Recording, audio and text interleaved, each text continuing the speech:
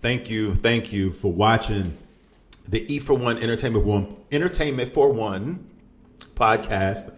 I am Anthony AP, AEP, whatever you want to call me. Thank you for watching. Subscribe, like, share this video if you like the vids. If you like this content, I can't stress it enough. Like it, subscribe to the channel. Over 4,000 subscribers, like around 4,040 subscribers. We're on our way to 5,000. So let's get it cracking. Let's get them numbers up there. A couple weeks ago, about a week ago, rapper Tony Yayo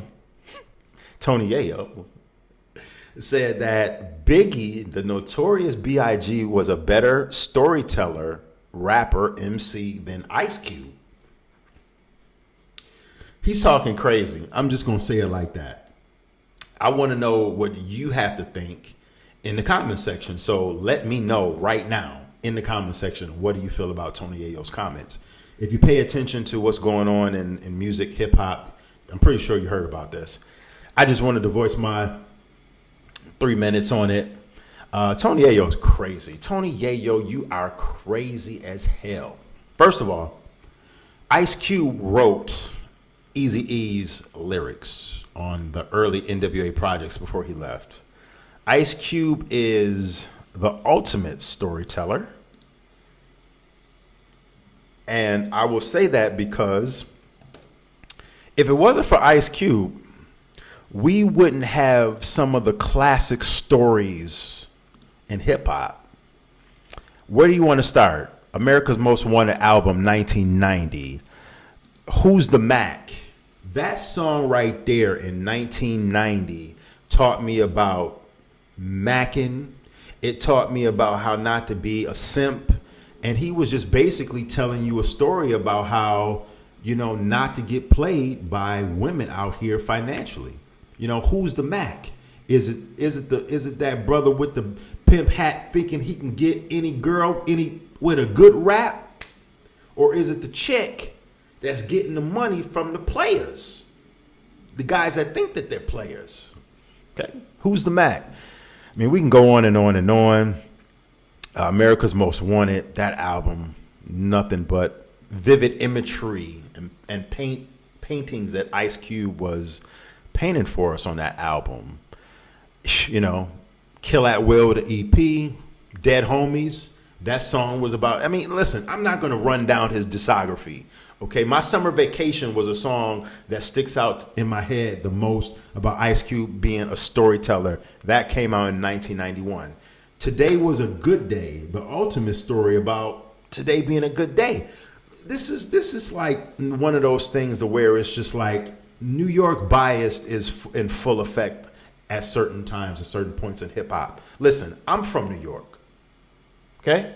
But I don't wear it on my sleeve to where I'm biased and I let it block my vision to where I'm going to say just because this guy is from New York, from the city, he's better than this guy at doing this. Ice Cube has written movies. Without Ice Cube, we wouldn't have the classic film Friday, a movie.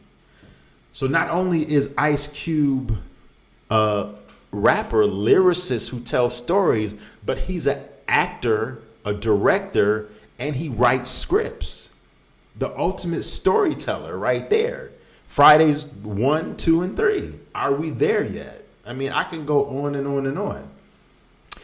I'm not scared to admit it and say it's just that New York bias. Biggie, I don't even think, Biggie is not even in my top 5 MCs of all time. Biggie's body of work, and we're not comparing.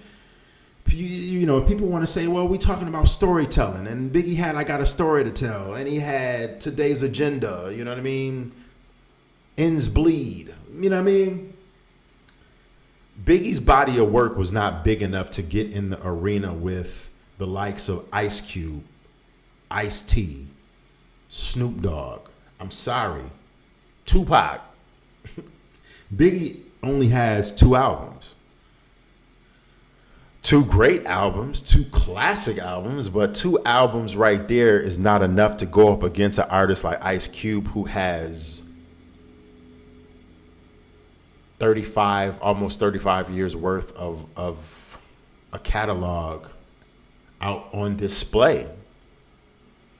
I don't really know what else to say. I just wanted to just basically put my 2 cents in because I think you are crazy to say that Biggie, and we're not talking about lyricism here. Like, even if you want to talk about lyricism, even if you want to talk about lyricism, I'm not saying that I love Biggie, but I'm not saying that Biggie is a better lyricist than Ice Cube. I'm not saying that. Ice Cube wrote Dope Man. He wrote F the Police, Straight Outta Compton. Come on. Ice Cube wrote all of Eazy-E's verses on that first NWA album, Straight Outta Compton. Okay? Not the NWA and the Posse album. Probably that too. But on Straight Outta Compton, Ice Cube wrote for Eazy-E. What is there to debate?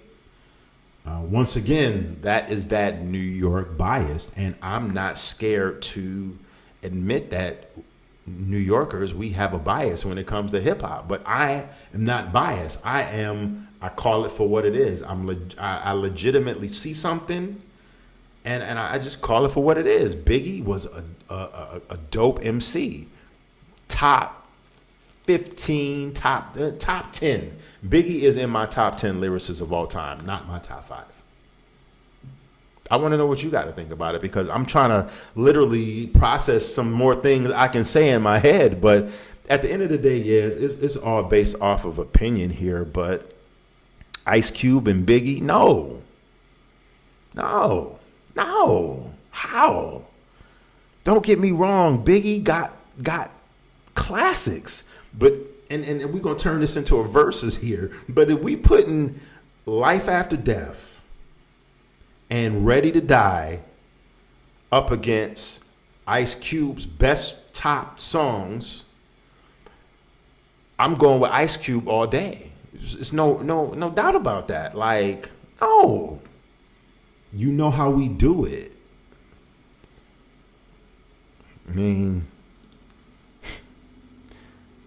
Lethal Injection album alone, Lethal Injection, Ghetto Bird, really though. It's close because Biggie is iconic. Biggie is Biggie, but to me, Pac is over Biggie. You know what I'm saying? I love Pac. I'm never picking, and here we go with another rant, a tangent. I'm going all off subject here. But since I'm throwing it out there, I'm not picking Biggie over Pac. No, not doing it. So, end of the day, Ice Cube is not a better storyteller. Ice Cube is, I'm sorry, I almost messed up. Biggie is not a better storyteller. Notorious B.I.G. is not a better storyteller. Not a better storyteller than Ice Cube. But let me know what you think in the comment section. This is what I'm here for. I want to know all the opinions. Tell me I'm wrong. Please do that. Do me a favor. Do yourself a favor. Comment, like, subscribe, share the vid, and I will talk to you later. Entertainment for One podcast. Peace.